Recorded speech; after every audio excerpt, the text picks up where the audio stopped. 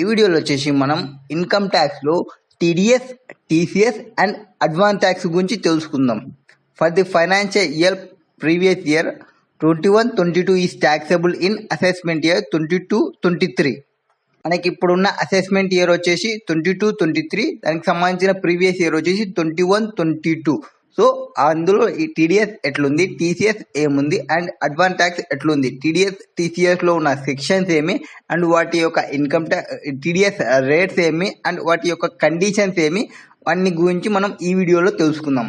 ఇది another mode of recovery of tax. మామూలుగా self assessment tax అసెస్సీనే కట్టుకుంటాడు, but ఇక్కడ ఏమంటే ఎంప్లాయర్ పే చేయొచ్చు, ఎట్లా వేరే వాళ్ళతో కలెక్షన్ చేసుకుంటే ట్యాక్స్ అనమాట ఈ టీడీఎస్ టీసీఎస్ అనేది. అసెస్సీనే సెల్ఫ్ అసెస్మెంట్ ట్యాక్స్ ఎంత వస్తుంది ఎంత లేదని చెక్ చేసుకుని అతనే పే చేసుకుంటాడు. ఇది వీళ్ళు చేస్తారు కదా, వీళ్ళు చేసేటప్పుడు కొన్ని సెక్షన్స్ ని ఫాలో కావాలి, కొన్ని రేట్స్ ని ఫాలో కావాలి, కొన్ని ఫార్మ్స్ ని కూడా ఫాలో కావాల్సి వస్తుంది. లైక్ 24Q, 24D అట్లా ఏ ఫార్మ్స్ సబ్మిట్ చేయాలి, అట్లా ఈ డీటెయిల్స్ అన్ని మనం తెలుసుకుందాం. First direct payment section 191. ఇందులో ఏముంటే ఒక రెండు కేసెస్ ఉంటాయి. రెండు కేసెస్ ఏమంటే టీడీఎస్ ట్యాక్స్ డిడక్ట్ చేయాల్సిన అవసరం లేదు, not required to be deducted. Or income ఉంది, ట్యాక్స్ లయబుల్ ఉంది, డిడక్టెడ్, బట్ యాక్చువల్లీ డిడక్ట్ చేయాల్సి ఉంది, డిడక్ట్ చేయలేదు. అట్లాంటి కేసెస్ ఏవనేది ఇక్కడ సెక్షన్ 191 డీల్ చేస్తుంది. అండ్ మనం టీడీఎస్ రిటర్న్స్ ఫైల్ చేసేటప్పుడు కంపల్సరీగా ఒక ప్రిన్సిపల్ ఆఫీసర్ అనే పర్సన్ ని మనం ఆ కంపెనీకి పెడతాము. అంటే టీడీఎస్ డిడక్టర్ ఒక పర్సన్ ఉంటారు కదా, సైనింగ్ అథారిటీ ఒక పర్సన్ కి ఇస్తాం. ఆ పర్సన్ ఎవరైతే ఉంటారో, ఎవరికైతే ఇన్కమ్ వచ్చి డిడక్ట్ చేయలేదో, ఆ డిడక్ట్ చేసి వాళ్ళు కానీ పేమెంట్ చేయకపోతే ఆ person responsible person, principal officer ఎవరైతే ఉంటారో ఆ principal officer assessee in default గా తీసుకుంటాము. ఒకవేళ ఎంప్లాయర్ ఏం చేయకున్నప్పటికీ ఈ అసెస్సీ అనేవాడు ఓన్ గా సెల్ఫ్ అసెస్మెంట్ చేసుకొని కరెక్ట్ ఇన్కమ్ చూపించి కరెక్ట్ గా ట్యాక్స్ పే చేస్తే అప్పుడు కంపెనీకి కొంచెం వరకు ఏం కాదు, అసెస్సీ ఇన్ డిఫాల్ట్ ఏం తీసుకోము. బట్ కంపల్సరీ ప్రొవిజన్స్ అనేది ఫాలో కావాలి. సెక్షన్ 191(2) ఏం చెప్తా అంటే కొన్ని టైంలో ఈ అసెస్సీ అనేవాడు కంపల్సరీగా విత్ ఇన్ టైం లోపల మనం పే చేయాల్సి ఉంటుంది. ఏ దానిలో అంటే స్పెసిఫైడ్ సెక్యూరిటీ కానీ ఆర్ ఈక్విటీ షేర్స్ అలా చేసినా, ఆర్ ఏమన్నా ఫ్రీ ఆఫ్ కాస్ట్ కి ట్రాన్స్ఫర్ చేసినా, ఆర్ కన్సెషనల్ రేట్ కి అసెస్సీకి ట్రాన్స్ఫర్ చేసినా అనుకోండి, ఎవరు ఎంప్లాయర్ చేసినారు అండ్ అది వచ్చేసి స్టార్ట్అప్ కంపెనీ అనుకోండి, అట్లాంటి కేసులో అసెస్సీ విత్ ఇన్ 14 days లోపల ఇన్కమ్ ట్యాక్స్ అనేది పే చేయాలి. ఆ ఇన్కమ్ కి రిలేటెడ్, ఏ ఇన్కమ్ కి రిలేటెడ్, లైక్ స్పెసిఫైడ్ సెక్యూరిటీ కానీ స్పెట్ ఈక్విటీ సంబంధించి కానీ ఫ్రీ ఆఫ్ కాస్ట్ కి కన్సెషన్ రేట్, దాని మీద ఒక ఇన్కమ్ వస్తుంది కదా, ఆ ఇన్కమ్ కి సంబంధించిన ట్యాక్స్ విత్ ఇన్ 14 days లోపల అసెస్సీ పే చేయాలి. 14 days ఎక్కడి నుంచి కవర్ చేస్తారంటే after the expiry of 48 months from the end of the relevant assessment year, or from the date of sale of such specified security or specific equity shares by the assessee, or from the date of assessee ceasing to be employee of the employer who allotted or transferred him such specified security. ఏమంటే ఎప్పుడైతే shares కొనుక్కుంటారో అక్కడ నుంచి ఆ relevant assessment year end అవుతుంది కదా, అక్కడ నుంచి ఒక 48 months అన్నా చూసుకోవాలి. ఆర్ ఆ అసెస్సీ ఎప్పుడైతే సేల్ చేస్తాడో అప్పటి నుంచి అన్నా కానీ, ఆర్ ఈ అసెస్సీ జాబ్ నుంచి క్విట్ అవుతున్నాడు అనుకోండి, అంటే టర్మినేషన్ తీసుకుంటున్నాడు, ఆ టైంలో కానీ, ఈ 3 కేసెస్ లో విత్ ఇన్ 14 days లోపల అతను పే చేయాలి. ఈ రోజు ఈ ఎంప్లాయ్మెంట్ క్లోజ్ చేసిన అనుకోండి, ఈ రోజు నుంచి 14 days లోపల నేను ఈ ఇన్కమ్ కి సంబంధించిన ట్యాక్స్ పే చేయాలి. ఆర్ నేను ఈ సేల్స్ ని, నేను ఈ షేర్స్ కి సంబంధించిన సేల్స్ ని ఈ రోజు సేల్ చేసిన అనుకోండి, ఈ రోజు నుంచి 14 days లోపల ట్యాక్స్ పే చేయాలి. ఈ 2 కేసెస్ కాకుంటే 48 months నాకు టైం ఉంటుంది. నేను ఈ రోజు నాకు ఎంప్లాయర్ నిన్న ఇచ్చిన అనుకోండి, ఈ ఇయర్ కి సంబంధించిన క్లోజింగ్ ఇయర్ ఎప్పుడు 31st March 2023 కదా, 2023 నుంచి 48 months కౌంట్ చేసుకుంటారు. అంటే ఈ 2 కేసు కంటిన్యూలో ఉండాలి ఎంప్లాయీ, ఆర్ నేను సేల్ చేయకూడదు. నెక్స్ట్ సెక్షన్ 192, ఇది టీడీఎస్ కి సంబంధించి. సెక్షన్ 192 ఏం డీల్ చేస్తుంది అంటే శాలరీ కేస్ ఉన్నప్పుడు, నేచర్ ఆఫ్ పేమెంట్ వచ్చేసి శాలరీ కేసు ఉన్నప్పుడు పేయర్ ఎవరు ఉంటారంటే ఎంప్లాయర్ ఉంటారు. రెగ్యులర్ గా ఎంప్లాయర్ శాలరీస్ అంటే ఎంప్లాయర్సే వస్తారు కాబట్టి ఎంప్లాయర్సే. పేయి ఎవరు ఉంటారంటే ఎంప్లాయీ మేబీ అతను రెసిడెంట్ ఉండొచ్చు ఆర్ నాన్ రెసిడెంట్ ఉండొచ్చు. డిడక్షన్ ఎట్లా చేయాలి అంటే ఆ ఇన్కమ్ ట్యాక్స్ కి సంబంధించిన ఆ రిలవెంట్ అసెస్మెంట్ ఇయర్ ఆ రిలవెంట్ ఫైనాన్షియల్ ఇయర్ కి సంబంధించిన స్లాబ్ రేట్ తీసుకొని ఆ స్లాబ్ రేట్ ప్రకారం క్యాల్కులేషన్ చేసి యావరేజ్ రేట్ ప్రకారం క్యాల్కులేట్ చేసిన తర్వాత దానికి యావరేజ్ చూసుకుంటే ఎంత వస్తుందో అంత చూసుకోవాలి. అంటే టాబ్లెట్ వచ్చేసి 5 ఇప్పుడు వచ్చేసి 5, 10, 20 అట్లా ఉన్నాయనుకోండి, 5, 10, 20 మొత్తం క్యాలిక్యులేట్ చేయాలి. దానికి సంబంధించిన అమౌంట్ వచ్చేసి 2 lakhs వచ్చింది అనుకోండి, దాన్ని యావరేజ్ చేయాలి. 2 lakhs డివైడెడ్ బై 12 చేయాలి. 12 చేస్తే ఎంతైతే మీకు అమౌంట్ వస్తుందో ఆ అమౌంట్ని ప్రతి మంత్ డిడక్ట్ చేసుకుంటూ రావాలి. అది ఈ ఎంప్లాయర్ రిలేషన్షిప్ ఉన్నప్పుడు సెక్షన్ 192లో వస్తుంది ఇది. అండ్ ఈ ఎంప్లాయర్ ఎప్పుడైతే క్యాలిక్యులేట్ చేస్తుంటారో అప్పుడు ఈ ఎంప్లాయీకి సంబంధించిన వేరే అదర్ ఇన్కమ్ డీటెయిల్స్ కూడా ఉంటే ఆ అదర్ ఇన్కమ్ డీటెయిల్స్ ని కూడా తీసుకోవాలి. అండ్ కంపల్సరీగా అతను ఈ డిడక్షన్స్ ఉంటాయి కదా, like PF or LIC or tuition fee ఇట్లాంటి కేసెస్ ఏమైనా డిడక్షన్స్ ఉంటే ఆ డిడక్షన్స్ కూడా కన్సిడర్ చేసి ఆ డిడక్షన్స్ ని డిడక్ట్ చేసిన తర్వాత ఇన్కమ్ ట్యాక్స్ అనేది క్యాలిక్యులేట్ చేయాలి. బట్ ఏమన్నా ఇన్కమ్ కి సంబంధించిన లాసెస్ వస్తాయి అంటే ఎంప్లాయీకి సపరేట్ ఒక బిజినెస్ ఉందనుకోండి, ఆ బిజినెస్ కి సంబంధించిన లాస్ ఉందనుకోండి, ఆ లాస్ ని కన్సిడర్ చేయకూడదు అట్లా. అండ్ ఒకవేళ అతనికి ఇన్కమ్ ఫ్రమ్ హౌస్ ప్రాపర్టీకి సంబంధించి లాస్ ఉందనుకోండి, ఆ లాస్ ని కన్సిడర్ చేయొచ్చు. ఒకవేళ ఇన్కమ్ ఫ్రమ్ హౌస్ ప్రాపర్టీకి సంబంధించిన లాస్ ఉంటే అదొకటి కన్సిడర్ చేయొచ్చు. మిగతా హెడ్స్ కి సంబంధించిన ఇన్కమ్ ఒకటే కన్సిడర్ చేయాలి, లాస్ ని కన్సిడర్ చేయకూడదు. లైక్ క్యాపిటల్ గెయిన్ లాస్ ఉందనుకోండి కన్సిడర్ చేయకూడదు, క్యాపిటల్ గెయిన్ ఉందనుకోండి కన్సిడర్ చేయొచ్చు. నెక్స్ట్ ఆ 48 months ఆల్రెడీ చెప్పినాం మనం. ఒకవేళ వాళ్ళకి శాలరీ పేయబుల్ అనేది ఫారిన్ కరెన్సీలో ఉంటే ఆ ఫారిన్ కరెన్సీని రూపీస్ లోకి కన్వర్ట్ చేసి క్యాలిక్యులేట్ చేయాలి ప్రిస్క్రైబ్ రేట్ తోని. అండ్ ఒకవేళ salary payment to employees of government are employees companies cooperative society local authorities ఇట్లాంటి వాళ్ళు ఉన్నారనుకోండి, వాళ్ళకి రిలీఫ్ అనేది ఒకటి ఉంటుంది. సెక్షన్ 89 ప్రకారం ఒక రిలీఫ్ వస్తుంది ఎలిజిబుల్ ఉంటే. ఆ రిలీఫ్ ని క్యాలిక్యులేట్ చేసి దాని ప్రకారం అమౌంట్ ని డిడక్ట్ చేసిన తర్వాత ఆ రిలీఫ్ ని ప్రొవైడ్ చేసి టీడీఎస్ అనేది డిడక్ట్ చేయాలి. అండ్ ఈ శాలరీతో పాటు వాళ్ళకి పర్క్యూజిస్ ప్రాఫిట్ ఇన్ లిeu ఆఫ్ శాలరీ ఇట్లాంటివి ఏమైనా ఎంప్లాయర్ నుంచి ఎంప్లాయీకి ఇస్తుంటే స్టేట్మెంట్ ఆఫ్ ఫామ్ 12B వాళ్ళకి ప్రొవైడ్ చేస్తుండాలి. Correct and complete full statements ని ప్రొవైడ్ చేయాలి. అండ్ ఎక్కడైతే ఆ శాలరీ పేయబుల్ ఎంప్లాయీకి ఎక్సీడ్ 1,50,000 ఉందనుకోండి, ఆ ఫామ్ కంపల్సరీ సబ్మిట్ చేయాలి. అండ్ ఇది వచ్చేసి ఈ ఫామ్ 16 అనేది ఒకటి ఉంటుంది. ఆ ఫామ్ 16లో సపరేట్ హెడ్ గా రిఫ్లెక్ట్ చేయాలి ఆ పర్టికులర్ కి సంబంధించి పర్క్యూజిస్ ఆ ప్రాఫిట్ ఏ ఉన్నవి అనేది. అండ్ ఈ డిడక్షన్స్ క్లెయిమ్ చేసేటప్పుడు సిబిడిటీ ఎవ్రీ ఇయర్ వాళ్ళకి డైరెక్షన్స్ ఇస్తుంటది. ఆ డైరెక్షన్స్ ని కంపల్సరీ ఫాలో కావాలి. డైరెక్షన్స్ మీన్స్ ఇప్పుడు ఈ ఇయర్ వచ్చేసి స్టాండర్డ్ డిడక్షన్ ఒక 50,000 ఉంది, అట్లా స్టాండర్డ్ డిడక్షన్ ఏమన్నా ఉందా అట్లాంటివన్నీ ఫాలో కావాలి.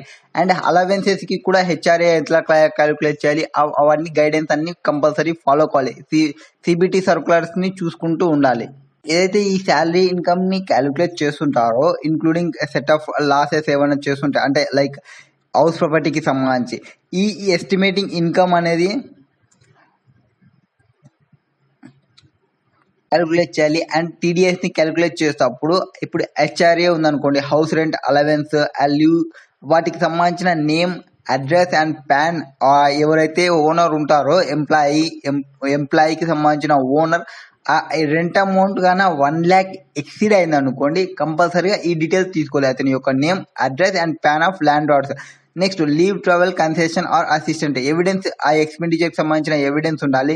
And deduction of income from house property, income from house ప్రాపర్టీకి సంబంధించి ఏమన్నా మీరు క్యాలిక్యులేట్ చేస్తుంటే ఆ name and address of PAN lender deduction ఇవ్వాలి. తర్వాత డిడక్షన్స్ ఏవైతే మనం క్లెయిమ్ చేస్తుంటామో వాటికి సంబంధించి ఎవిడెన్స్, ఇన్వెస్ట్మెంట్ ఆర్ ఎక్స్పెండిచర్, అంటే ఇన్వెస్ట్మెంట్ అంటే కొన్ని మ్యూచువల్ ఫండ్స్ ఈక్విటీ ఓరియంటెడ్ ఉంటే వాటికి కూడా డిడక్షన్స్ వస్తుంది. అండ్ ఎక్స్పెండిచర్ అంటే లైక్ ఎల్ఐసి, ట్యూషన్ ఫీ అట్లాంటి డిడక్షన్స్, ఆ డిడక్షన్స్ కి సంబంధించిన కంపల్సరీ వాళ్ళు ఈ ఎవిడెన్స్ అనేది కంపల్సరీ ప్రొవైడ్ చేయాల్సి ఉంటుంది.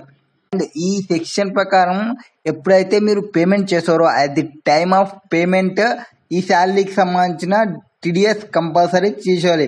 మిగతా దానిలో వేరే సెక్షన్స్ ఎట్లా చెప్తాయి అంటే at the time of payment or at the time of credit the account of payee whichever is earlier అని చూస్తాము. అది ఇక్కడ అట్లా కాదు, at the time of paying. ఈ మంత్కి సంబంధించి మీరు ఈ మంత్లో మీరు పేమెంట్ చేస్తుంటేనే ఆ పేమెంట్కి సంబంధించిన టీడీఎస్ డిడక్ట్ చేయాలి. ఒకవేళ ఎంప్లాయీ వచ్చేసి శాలరీ ఆ పేమెంట్కి సంబంధించిన టీడీఎస్ డిడక్ట్ చేయాలి. ఒకవేళ ఎంప్లాయీ వచ్చేసి శాలరీలో కాకుండా వేరే అదర్ ఇన్కమ్ గాన తీసుకుంటుంటే ఈ సెక్షన్ 192 కింద డిడక్ట్ చేయకూడదు టీడీఎస్. అండ్ ఇంకొక అప్డేట్ ఏమంటే కొన్ని పెద్ద పెద్ద హోటల్స్లో ఉంటాయి అనుకోండి, ఎంప్లాయర్ రిలేషన్షిప్ ఉంటుంది.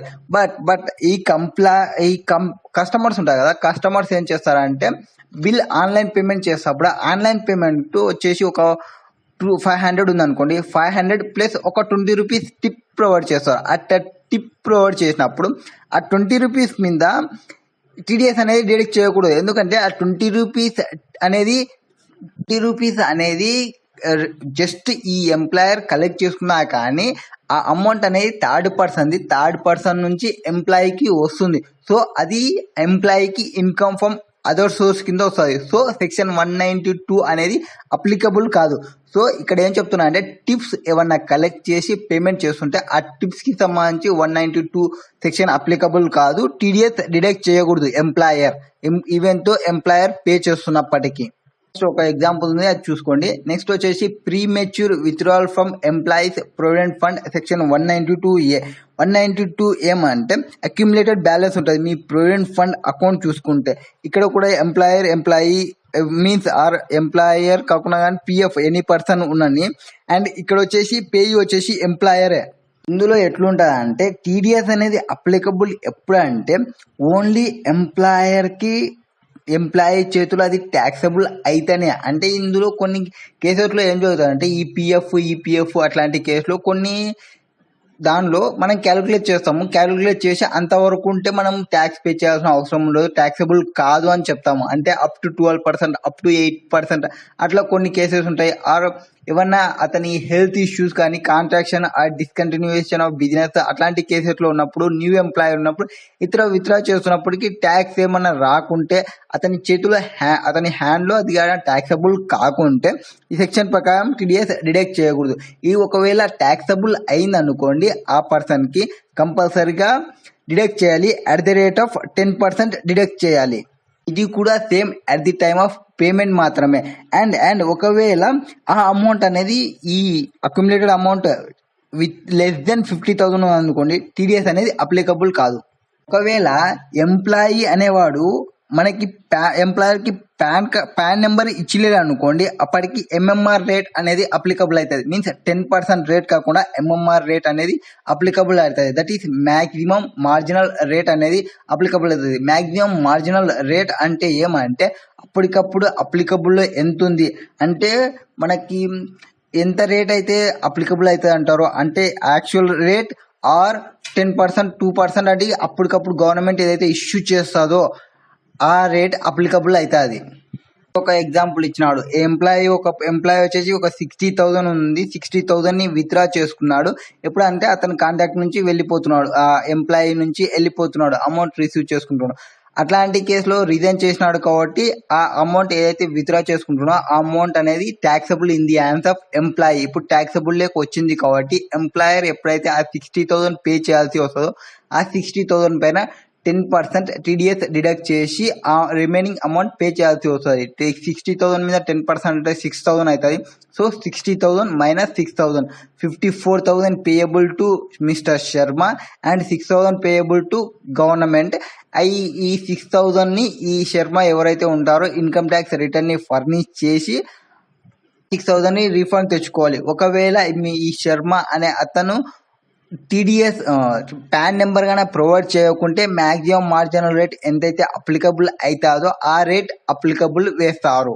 నెక్స్ట్ సెక్షన్ 193 వచ్చేసి TDS on interest on securities పైన టీడీఎస్. ఇక్కడ పేరు ఎవరు ఉంటారంటే ఎవరైతే person every responsible person means ఎవరైనా పర్సన్ ఉన్నాయి, ఎన్ని పర్సన్ ఉన్నాయి మనకి సంబంధం లేదు. అండ్ ఈ డిడక్ట్ ఎవరు ఉంటారంటే ఎవరైతే రెసిడెంట్ పర్సన్ ఉంటారో ఆ పర్సన్ మాత్రమే. ట్యాక్స్ రేట్ వచ్చేసి 10%. Domestic companies and resident non corporate assess చూడండి, ఇక్కడ రెసిడెంట్ పర్సన్ అయినప్పుడు మాత్రమే ఈ సెక్షన్ 193 అప్లికబుల్ అవుతుంది. 10% వీళ్ళకి 10% డిడక్ట్ చేస్తారు. ఈ డిడక్షన్ అనేది at the time of payment or at the time of credit of the account payee, అకౌంట్లో క్రెడిట్ చేసేటప్పుడు కానీ పేమెంట్ చేసేటప్పుడు కానీ whichever is earlier, whichever is earlier తీసుకుంటాము. శాలరీ కేసులో at the time of payment deduct చేయాలి.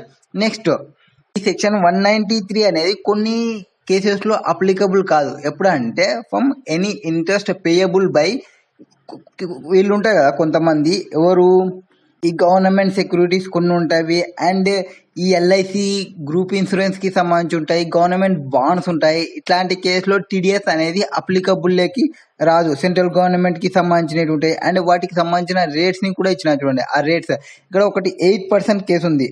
Central government state government కి సంబంధించి అనుకోండి, ఆ పేబుల్ అమౌంట్ 8% ఉంది అనుకోండి ఆ బాండ్స్ కి సంబంధించి. ఆర్ ఒకవేళ సేవింగ్ ఫండ్స్ 7.75 బాండ్స్ కి సంబంధించి ఉంటే ఆ ఇంట్రెస్ట్ అమౌంట్ అనేది 10,000 ఎక్సీడ్ అయితే అప్పుడే టీడీఎస్ డిడక్ట్ చేస్తారు. ఒకవేళ ఎనీ డిబెంచర్స్ కి సంబంధించి అయితే ఆ డిబెంచర్ కి సంబంధించిన అమౌంట్ ఎక్సీడ్ 5,000 ఎక్సీడ్ అయితేనే టీడీఎస్ అనేది డిడక్ట్ చేస్తారు. అనేది కొన్ని ఈ power finance corporation, Indian railway finance, ఇవి మనం క్యాపిటల్ గెయిన్ వచ్చింది అనుకోండి, క్యాపిటల్ గెయిన్ వచ్చినప్పుడు సెక్షన్ 54C కింద బాండ్స్ ని తీసుకుంటాం. ఆ బాండ్స్ కి సంబంధించిన ఇంట్రెస్ట్ ఏమైనా వస్తే కూడా వాటికి సంబంధించి కూడా ఈ టీడీఎస్ సెక్షన్ అనేది అప్లికబుల్ కాదు. ఫర్ ఎగ్జాంపుల్ ఒక పబ్లిక్ కంపెనీ ఉంది, ఆ పబ్లిక్ కంపెనీ వచ్చేసి నేను పబ్లిక్ కంపెనీలో డిబెంచర్స్ పర్చేస్ చేసిన, ఆ పబ్లిక్ కంపెనీ నాకు ఇంట్రెస్ట్ పే చేయాలి కదా, ఆ ఇంట్రెస్ట్ అమౌంట్ అనేది అప్ టు 5,000 ఉంది అనుకోండి, టీడీఎస్ డిడక్ట్ చేయాల్సిన అవసరం లేదు. ఒకవేళ పబ్లిక్ కంపెనీ కాకుండా సెంట్రల్ గవర్నమెంట్ అనుకోండి, 10,000 ఎక్సీడ్ అయినంత వరకు టీడీఎస్ డిడక్ట్ చేయదు. 10,000 ఎక్సీడ్ అయిన తర్వాత టీడీఎస్ డిడక్ట్ చేస్తారు. నెక్స్ట్ సెక్షన్ 194 డీల్ చేసేది ఏమంటే డివిడెండ్ ని డీల్ చేస్తుంది. టీడీఎస్ ఆన్ డివిడెండ్, ఇది ఎవరు పేరు వచ్చేసి డొమెస్టిక్ కంపెనీ, అంటే ఇక్కడ కంపెనీ ఉండాలి, అండ్ పేయి ఎవరు ఉంటారంటే ఎవరైతే రెసిడెంట్ పర్సన్ ఉంటారో ఆ పర్సన్ ని చూసుకుంటాము. పేరు వచ్చేసి డొమెస్టిక్ కంపెనీ, పేయి వచ్చేసి resident company and resident person and ఇక్కడ రేట్ వచ్చేసి 10% రేట్ ఉంటుంది. ఒకవేళ ఆ అమౌంట్ అనేది 5,000 కన్నా తక్కువ ఉందనుకోండి, డివిడెండ్ పే చేసేటప్పుడు ఆ అమౌంట్ పైన టీడీఎస్ డిడక్ట్ చేయాల్సిన అవసరం లేదు. ఒకవేళ ఆ అమౌంట్ అనేది 5,000 కన్నా ఎక్కువ ఉన్నప్పుడు మాత్రమే డిడక్ట్ చేయాలి. ఒకవేళ ఆ 5,000 లోపే ఉండి 4,000 ఉంది అనుకోండి, 4,000 నువ్వు క్యాష్లో పేమెంట్ చేస్తుంటే కంపల్సరీ టీడీఎస్ డిడక్ట్ చేయాలి. ఆ 5,000 లోపల ఉన్నప్పుడు మీరు బ్యాంకులలో పేమెంట్ చేస్తే డిడక్ట్ చేయాల్సిన అవసరం లేదు. టీడీఎస్ ప్రొవిజన్స్ అనేది కొన్నిటికి అప్లికబుల్ కావు. ఏవంటే ఈ LIC group insurance company and business trust for special purpose vehicle ఉంటుంది. స్పెషల్ పర్పస్ వెహికల్ ఇవి వాళ్ళు ఎప్పుడైనా ఈ బిజినెస్ ట్రస్ట్ అనేది స్పెషల్ పర్పస్ వెహికల్ కి సంబంధించి డివిడెండ్ ఏమైనా వస్తున్నప్పుడు and any other person notified by the central government, ఇట్లాంటి కేసులో ఆ 5,000 ఎక్సీడ్ అయినప్పటికీ డివిడెండ్ పేమెంట్ చేసిన ఆ అమౌంట్ కి టీడీఎస్ డిడక్ట్ చేయాల్సిన అవసరం లేదు. Next section 194A TDS on interest other than securities. ఇందాక మనం చెప్పుకునేది టీడీఎస్ ఆన్ ఇంట్రెస్ట్ చెప్పుకున్నాం. ఇక్కడ 193లో ఆ ఇంట్రెస్ట్ ఆన్ సెక్యూరిటీస్ పైన ఇంట్రెస్ట్ వస్తే ఎట్లా అనేది. ఇప్పుడు అదర్ దెన్ సెక్యూరిటీస్ కాకుండా వేరే ఇంట్రెస్ట్ ఏమన్నా వస్తే ఆ ఇంట్రెస్ట్ మీద, లైక్ ఇప్పుడు బ్యాంకులో ఎఫ్డి చేసుకున్నాము, ఎఫ్డీస్ పైన ఇంట్రెస్ట్ వచ్చింది, ఇది సెక్యూరిటీస్ కాదు. ఎఫ్డీస్ అనేది సెక్యూరిటీస్ పైన వస్తే సెక్షన్ 193 డీల్ చేస్తుంది. సెక్యూరిటీస్ కాకుండా అదర్ ఇంట్రెస్ట్ ఏమన్నా వస్తే 194A డీల్ చేస్తుంది. 194 వచ్చేసి డివిడెండ్ డీల్ చేస్తుంది. 194A వచ్చేసి ఇంట్రెస్ట్ అదర్ దెన్ సెక్యూరిటీస్ కి సంబంధించి డీల్ చేస్తుంది. ఇక్కడ ఎవరు ఉంటారంటే ఎవరైనా పర్సన్ ఉన్నది other than individual or HF. Bank అనుకోండి, ఆ బ్యాంక్ కి సంబంధించిన ఇంట్రెస్ట్ పేమెంట్ చేస్తుంది అనుకోండి, అప్పుడు డిడక్ట్ చేయాల్సి వస్తుంది. ఒకవేళ ఇండివిజువల్ హెచ్ఎఫ్ పేమెంట్ చేస్తుంటే వాళ్ళు ఎప్పుడు డిడక్ట్ చేయాలంటే వాళ్ళ టర్న్ ఓవర్ ఆర్ వాళ్ళ గ్రాస్ రిసీట్స్, బిజినెస్ కి సంబంధించి టర్న్ ఓవర్ వచ్చేసి 1 crore ఎక్సీడ్ అయినా ఆర్ వాళ్ళు ప్రొఫెషన్ లో ఉండి వాళ్ళ గ్రాస్ రిసీట్స్ అనేవి 50 lakhs ఎక్సీడ్ అయితే ఇండివిజువల్ హెచ్ఎఫ్ కూడా అప్లికబుల్ అవుతుంది. వాళ్ళు ఎప్పుడైతే ఇంట్రెస్ట్ పేమెంట్ చేస్తుంటారో ఆ పేమెంట్ పైన టీడీఎస్ డిడక్ట్ చేయాలి. అంటే ట్యాక్స్ ఆడిట్ అప్లికబుల్ అయ్యే వాళ్ళు అండ్ మిగతా పర్సన్స్ అప్లికబుల్ కాకపోని మిగతా పర్సన్స్ అంటే ఎవరు, కంపెనీ కానీ, బ్యాంకింగ్ కంపెనీ కానీ ఆర్ ఇన్సూరెన్స్ కంపెనీ కానీ ఎవరైనా కానీ అదర్ దెన్ పర్సన్స్ ఉన్నప్పుడు ఇండివిజువల్ హెచ్ఎఫ్ కి ట్యాక్స్ ఆడిట్ అప్లికబుల్ అయినప్పుడు. ఎవరు రెసిడెంట్ పర్సన్ అయి ఉండాలి. ట్యాక్స్ రేట్ అప్లికబుల్ రేట్ వచ్చేసి 10% అప్లికబుల్ రేట్. కొన్ని కేసెస్లో ఈ TDS interest paid by banks కానీ, కోఆపరేటివ్ బ్యాంక్స్ కానీ, పోస్ట్ ఆఫీస్ కానీ ఇట్లాంటివి ఉంటాయి కదా, ఇవి 40,000 వరకు ఉందనుకోండి.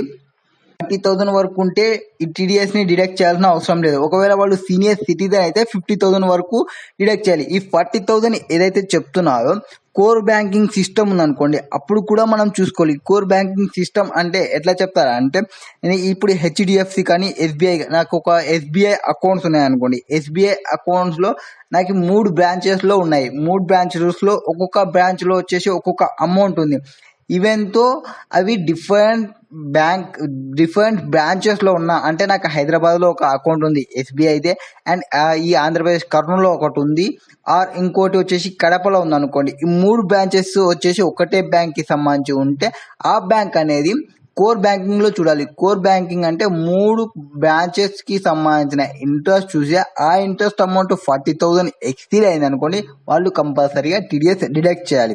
ఒకవేళ నాకు ఈ 3 బ్రాంచెస్ కాకుండా 3 బ్యాంక్స్ నుంచి ఇంట్రెస్ట్ ఉందనుకోండి, 3 బ్రాంచెస్ ఇంట్రెస్ట్ కలుపుకొని చూసుకుంటాయంటే అట్లా చూసుకోకూడదు. 3 అకౌంట్లు ఒకటే బ్రాంచ్ లో ఒకటే బ్యాంక్ అకౌంట్ కి సంబంధించి ఉంటే, మీన్స్ ఎస్బీఐవే 3 బ్రాంచ్లు ఉన్నాయనుకోండి, వాళ్ళు కలుపుకోవాలి. అది core banking. SBI, Andhra bank or Canara bank ఇట్లా 3 బ్యాంకులు ఉన్నాయనుకోండి, అప్పుడు వాళ్ళు కలుపుకోకూడదు. వాళ్ళు కలుపుకొని టీడీఎస్ డిడక్ట్ చేయకూడదు.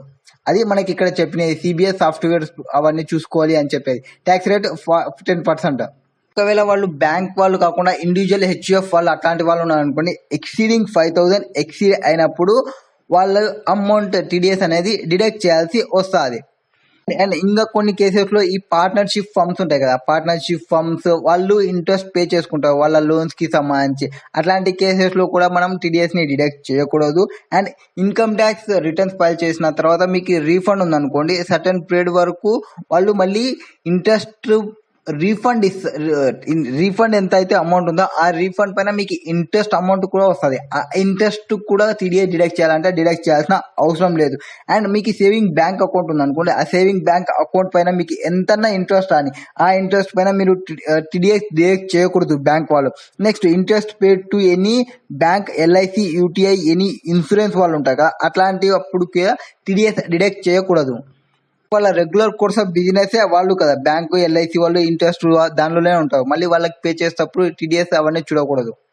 Interest paid in respect of కొన్ని కేసెస్ ఉంటాయి. ఇవి నేషనల్ పెన్షన్ స్కీమ్ అని, కిసాన్ వికాస్ పత్ర అని, ఇండియా వికాస్ పత్ర అని, నేషనల్ సేవింగ్ సర్టిఫికేట్స్ అని అట్లాంటి కేసెస్ ఉంటాయి కదా, రికరింగ్ డిపాజిట్ కి సంబంధించి. వాటికి సంబంధించిన ఇంట్రెస్ట్ కూడా టీడీఎస్ అనేది డిడక్ట్ చేయకూడదు. అట్లా కొన్ని కేసెస్ ఇచ్చినారో అవి చూసుకున్నా మీకు అర్థమైపోతుంది. And income credited by way of interest and compensation amount awaited. ఏమన్నా మోటార్ సైకిల్ మీ యాక్సిడెంట్ అయింది అనుకోండి, ట్రిబ్యునల్ వాళ్ళు మీకు ఇంట్రెస్ట్ కాంపెన్సేషన్ పే చేయమన్నా అనుకోండి, ఆ కాంపెన్సేషన్ కి సంబంధించి ఇంట్రెస్ట్ ఏమైనా మీరు పే చేస్తుంటే ఆ అమౌంట్ పైన మీరు టీడీఎస్ డిడక్ట్ చేయాల్సిన అవసరం లేదు. స్పెషల్ పర్పస్ వెహికల్ అనేది బిజినెస్ ట్రస్ట్ కి ఏమైనా ఇంట్రెస్ట్ పే చేస్తుంటే ఆ ఇంట్రెస్ట్ పైన టీడీఎస్ డిడక్ట్ చేయాల్సిన అవసరం లేదు. ఎందుకంటే ఎస్పీవి స్పెషల్ పర్పస్ వెహికల్ ఏదైతే బిజినెస్ ట్రస్ట్ కి పే చేస్తుందో ఆ అమౌంట్ అనేది ఎగ్జామ్టెడ్ ఇన్కమ్స్ పైన మనం టీడీఎస్ ఎప్పుడు మనం పే చెయ్యము. ఈ motor vehicle the motor accident claim the tribunal the చెప్పినాం కదా, అక్కడ ఒకవేళ ప్రకారం మనం పేమెంట్ ఎప్పుడు చేస్తాం, at the time of payment కానీ at the time of account కి క్రెడిట్ చేసేటప్పుడు కానీ అట్లా చేస్తాం కదా. ఆ కేసులో ఒకవేళ ఆ అమౌంట్ అనేది ఎక్సీడింగ్ 50,000 అయ్యి ఆ అమౌంట్ పే చేసినాం అనుకోండి, ఆ పేమెంట్ చేసేటప్పుడు టీడీఎస్ డిడక్ట్ చేయాలి. అంటే వాళ్ళ ఇంటెన్షన్ ఏమంటే ఫస్ట్ కాంపెన్సేషన్ పే చేస్తారన్న ఇంటెన్షన్ ఉండదు వాళ్ళు, అండ్ కాంపెన్సేషన్ పైన ఇంట్రెస్ట్ కూడా పే చేస్తారన్న ఇంటెన్షన్ ఉండదు. ఒకవేళ ఆ ఇంటెన్షన్ ఉండి వాళ్ళు పే చేసి ఆ పే చేసేటప్పుడు మాత్రమే టీడీఎస్ డిడక్ట్ చేయమంటారు. రెగ్యులర్ గా మనకి పేమెంట్ కానీ at the time of payment కానీ at the time of credit of the account of payee ఉంది కదా, విచ్ ఎవర్ ఈజ్ ఎర్లియర్ తీసుకుంటాము. కొన్ని కేసెస్‌లో ఏం జరుగుతదంటే, మనకి ఏవన్నా ఎఫ్‌డీస్ ఉన్నాయనుకోండి, అవి లిటిగేషన్‌కి సంబంధించి ఉంటే, ఆ ఎఫ్‌డీస్‌ని రిజిస్టర్ ఆఫ్ జనరల్ కోర్ట్ పైన కానీ, ఆ డిపాజిటర్ వచ్చేసి వేరే ఫండ్ డైరెక్షన్ కోర్ట్ ఒక పేరు చెప్పి, ఆ పర్సన్ పేరు పైన గాని ఆ ఎఫ్‌డీస్‌ని ట్రాన్స్‌ఫర్ చేసినారనుకోండి, ఆ ఎఫ్‌డీస్‌కి సంబంధించి ఏమైనా ఇంట్రెస్ట్ వచ్చిందనుకోండి, ఆ ఇంట్రెస్ట్ పైన టీడీఎస్ అనేది డిడక్ట్ చేయకూడదు. ఎందుకంటే ఇక్కడ రిసిపియంట్ వచ్చేసి ఎవరు? ఆ కోర్ట్ కానీ, ఆ కోర్ట్ డైరెక్ట్ చేసే పర్సన్ కానీ ఉంటారు కాబట్టి ఆ టైంలో డిడక్ట్ చేయకూడదు. అన్లెస్ అన్‌డిస్ప్యూటెడ్ ఏదైతే ఉందో, ఆ అన్‌డిస్ప్యూటెడ్ సెటిల్ అయ్యేంత వరకు ఆ కోర్ట్ అందులో పెట్టుకుంటది కదా! ఆ డిపాజిట్స్‌కి. అది సెటిల్ అయ్యేంత వరకు ఒరిజినల్ ఓనర్ ఎవరు అనేది తెలియదు కాబట్టి, ఒరిజినల్ ఓనర్ తెలియనప్పుడు మీరు టీడీఎస్ అనేది డిడక్ట్ చేయడానికి రాదు. అండ్ కొన్ని షెడ్యూల్ ట్రైబల్ అంటే సెక్షన్ 26 ప్రకారం కొన్ని ఎగ్జామ్టెడ్‌కి సంబంధించి ఉంటారో, అట్లాంటి కేస్‌లో ఈ షెడ్యూల్ బ్యాంక్ ఏదైతే ఇంట్రెస్ట్ పే చేస్తుంటదో, ఆ ఇంట్రెస్ట్ కూడా టీడీఎస్ అనేది డిడక్ట్ చేయడానికి రాదు. దానికోసం వాళ్ళు కొన్ని కండిషన్స్‌ని సాటిస్ఫై చేయాలి. పేయర్ అనేవాళ్ళు సాటిస్ఫై చేయాల్సినవి కొన్ని ఉంటాయి. అంటే షెడ్యూల్ వాళ్ళు స్పెసిఫైడ్ ఏరియాలో రిసీడింగ్ అయి ఉండాలి. And payer report the about payment in the statement of deductions referred to అంటే వాళ్ళు జస్ట్ స్టేట్మెంట్లో రిఫర్ చేసి ఉండాలి. అండ్ అమౌంట్ అనేది అగ్రిగేట్ అమౌంట్ అనేది 20 lakhs ఎక్సీడ్ కాకూడదు. ఈ 3 కేసెస్ సాటిస్ఫై చేస్తే వాళ్ళు టీడీఎస్ డిడక్ట్ చేయాల్సిన అవసరం లేదు. ఎవరు? షెడ్యూల్ బ్యాంక్ వాళ్ళు, షెడ్యూల్ ట్రైబర్స్కి వాళ్ళు వచ్చేసి స్పెసిఫైడ్ ఏరియాలో ఉన్న వాళ్ళకి మాత్రమే. ఒకవేళ ఒక మైనర్ చైల్డ్ ఉండి ఆ మైనర్కి సంబంధించిన పేరెంట్స్ ఎవరైతే ఉంటారో ఆ పేరెంట్స్ ఎవరైనా చనిపోయినారనుకోండి, బోత్ పర్సన్స్ ఆ ఇంట్రెస్ట్ ఏదైతే అక్రూ అవుతుందో మైనర్కి సంబంధించి, అప్పుడు ఈ రెస్పాన్సిబుల్ పర్సన్ ఎవరైతే ఉంటారో మీన్స్ అతని లీగల్ హెయిర్ అనే పర్సన్ ఎవరైనా చూసుకుంటుంటే ఆ లీగల్ హెయిర్ ఎవరనేది అదన చూసుకోవాలి. ఆర్ ఇంట్రెస్ట్ అక్రూడ్ మైనర్కి అవుతుంది కదా, ఆ మైనర్ కన్నా డిడక్ట్ చేయాల్సి వస్తుంది. అన్లెస్ అదర్వైజ్ రెస్పాన్సిబుల్ పర్సన్ ఎవరు రాకపోతే, ఒకవేళ రెస్పాన్సిబుల్ పర్సన్ ఆ లీగల్ హెయిర్ వేరే పర్సన్ ఎవరైనా వస్తే ఆ పర్సన్ పైన డిడక్ట్ చేసి అమౌంట్ని ఇస్తాము. ఒకవేళ రాకుంటే మైనర్ చైల్డ్ పైన డిడక్ట్ చేసి అమౌంట్ ఇస్తాము. డిక్లరేషన్ అనేది కంపల్సరీ ఇవ్వాలి. ఒకవేళ అనదర్ పర్సన్ ఎవరన్నా ఉంటే ఆ డిక్లరేషన్ వచ్చేసి 37BA2 ఆ ఫామ్ అనేది ప్రొవైడ్ చేయాల్సి ఉంటుంది. కొన్ని ఇల్లిస్ట్రేషన్స్ ఉన్నాయి, అవి చూసుకుంటే మీకు వచ్చేస్తాయి. Hello welcome friends. ఈ వీడియోలో వచ్చేసి మనం Before leaving, like, share and subscribe to this channel for more and more information.